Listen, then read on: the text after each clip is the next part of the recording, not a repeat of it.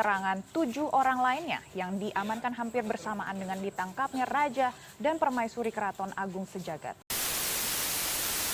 Hai semuanya, thank you udah ngeklik video ini dan selamat datang di Mr. Things. Apa kabar dunia?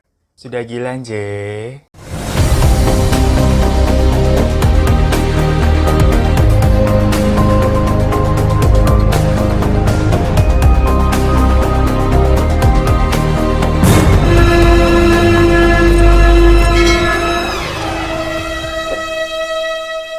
Halo buat kalian yang baru nonton channel ini, selamat datang. Yuk langsung aja klik tombol subscribe di bawah karena channel ini tuh sudah menguasai dunia. Ya Allah, orang ada aja gila-gilanya ya. Sesuai judulnya, ini tuh banyak banget yang nge-mention dan nge-DM gue untuk membahas kasus ini. Dan pas gue baca, gue happy banget. Karena ya emang banyak banget nih hal-hal yang gila yang terjadi di dunia ini. Dimana ada orang yang tahu-tahu muncul dan mengklaim dirinya itu adalah raja dari sebuah keraton yang wilayahnya meliputi seluruh dunia. Seneng gue sama orang kayak begini, gengs. Jadinya gue ini punya bahan buat dibahas. Semakin orang yang banyak buat ulah, semakin gak kehabisan materi gue. Hidup orang gila! Jadi berita lagi heboh nih berdasarkan laporan dari warga desa Pogung Juru Tengah yang tiba-tiba di lingkungannya nih ada serombongan yang mengaku bagian dari Keraton Agung Sejagat atau bahasa Inggrisnya World Empire. Yuilah. Pernah nggak tap to start? Pernah. Pernah nggak tap to start? Tapi itu tap to start. TV, produk TV tuh. Dan puncaknya pada tanggal 10 sampai 12 Januari, jadi dari hari Jumat sampai Minggu kemarin, ini rombongan tuh menggelar semacam acara adat budaya atau ritual gitulah di wilayah desa mereka. Jadi warga desa ini bingung dong. Lah, ini orang pada ngapain sih? Soalnya mereka tuh pakai seragam yang nyentrik banget, gengs. Kayak seragam kerajaan Inggris gitu. Berasa zaman penjajahan nggak sih? Kemana itu si Pitung? Dan saat ditanya oleh kepala desa setempat, rombongan itu mengklaim kalau mereka adalah kerajaan baru setelah 500 tahun yang lalu, kerajaan Majapahit itu telah runtuh. Jadi setelah 500 tahun nih, yaitu di tahun ini 2020, mereka membangun dan meneruskan kejayaan kerajaan Majapahit pada zaman dahulu, gengs. Mohon maaf nih, 500 tahun tuh lama banget ya. Hari gini mah di Indonesia netizennya udah berubah, Bapak, Ibu. Yang mana tuh sekarang yang berkuasa bukan zamannya raja atau presiden lagi, tapi emak-emak mas supir Kopaja. Tetapi sebenarnya sih gue ini heran campur salut juga sama pendiri dari kelompok ini ya, gengs. Karena ya, total anggota dari kelompok ini itu mencapai 450 orang, gengs. Pertanyaannya, kok mau-maunya itu orang-orang ya? Dibayar apa bagaimana sih? Nanti ada jawabannya dari salah satu anggotanya, gengs. Yang jelas, daripada halu-haluan begini, mending kemampuan dalam merekrut anggota tuh yang bisa sampai 450 dipakai buat jualan MLM aja nggak sih? Kan bisa lebih cuan. Salam kebahagiaan. Mau jalan-jalan ke luar negeri atau mau liburan mewah dengan IAH, segera gabung menjadi downline saya dengan profit 200%. Salam kebahagiaan.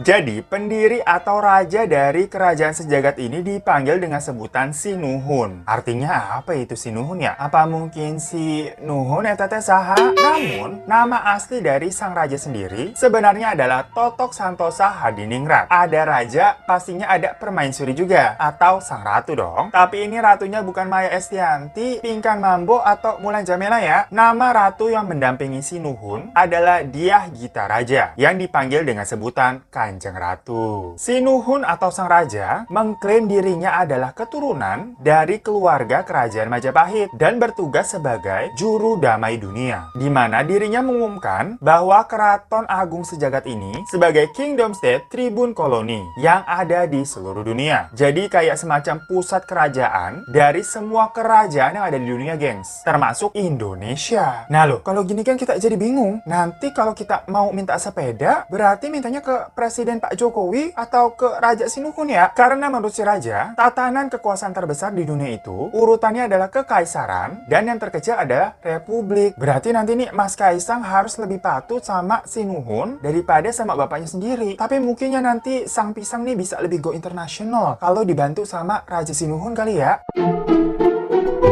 Menurut seorang penasehat Kerajaan Agung Sejagat yang bernama Resi Joyodiningrat, kerajaan ini tuh katanya bukan suatu aliran sesat, melainkan kelompok tersebut merupakan kekaisaran dunia yang muncul setelah berakhirnya perjanjian selama 500 tahun yang lalu. Jadi maksudnya gini gengs, zaman dulu nih katanya ada sebuah perjanjian yang dilakukan oleh Dyah Ranawijaya sebagai penguasa kerajaan Majapahit dengan bangsa Portugal yang emang dulu kan menjajah Indonesia. Perjanjian itu dilakukan di Malaka pada tahun 1518. Dan salah satu isi dari perjanjian itu disebutkan bahwa setelah berakhirnya dominasi kekuasaan Barat mengontrol dunia, atau yaitu setelah Perang Dunia Kedua, kekuasaan tertinggi harus dikembalikan ke pemiliknya. Yang mana saat itu maksudnya Kerajaan Majapahit. Tapi kan sekarang Kerajaan Majapahit itu udah nggak ada. Dan Keraton Agung Sejagat itu mengklaim sebagai penerus Kerajaan Majapahit. Jadi kekuasaan yang tertinggi itu ya harus diserahkan kepada mereka. Begitu gengs. Tapi kan silsilah keturunan dari Sinuhun ini yang katanya merupakan keturunan dari keluarga Majapahit, Allahualam itu bener nggak dia keturunannya?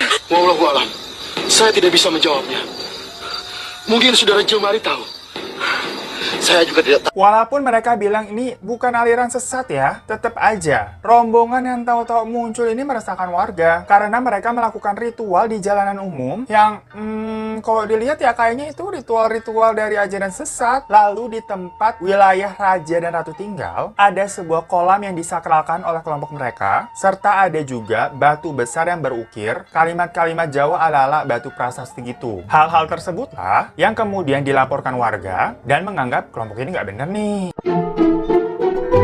Tujuan utama yang disampaikan oleh sang raja sebenarnya adalah ingin menjadi wadah perdamaian dari segala konflik yang terjadi di dunia ini, serta memberantas perbudakan dan kemiskinan yang disebabkan katanya oleh bank sentral. Tapi ternyata, menurut salah satu mantan dari anggota kelompok ini, dirinya pernah mengeluarkan uang sejumlah 3 juta rupiah untuk mendapatkan seragam kelompok yang tadi kayak seragam kekaisaran, dan uang tersebut juga sebagai uang join member lah. Lah gimana sih? Katanya mau memberantas perbudakan sama kemiskinan. Ini anggota malah disuruh bayar. Terus saat ditanya apakah mereka sudah mendaftarkan izin untuk membentuk suatu organisasi atau kelompok gitu kan, rajanya ini menjawab kalau dirinya itu nggak perlu izin karena kekuasaannya sudah mencakup seluruh dunia. Hasilnya ya digerebek dan ditangkap polisi gengs kemarin. Aduh. Dan saat dilakukan penangkapan, polisi ini menemukan sejumlah dokumen-dokumen palsu dan beberapa formulir yang digunakan untuk perekrutan anggota. Raja dan ratu ini akhirnya ditangkap dengan tuduhan kasus penipuan yang bisa dijatuhi hukuman 10 tahun penjara. Dan sekarang masih dalam proses pemeriksaan. Kasian amat ya, baru jadi raja sama ratu sebentar gitu. Udah ditangkap, kan belum ngerasain banget gitu kan ya. Berasa Cinderella nggak sih? Baru beberapa jam jadi putri, udah dikurung lagi di loteng sama ibu tiri.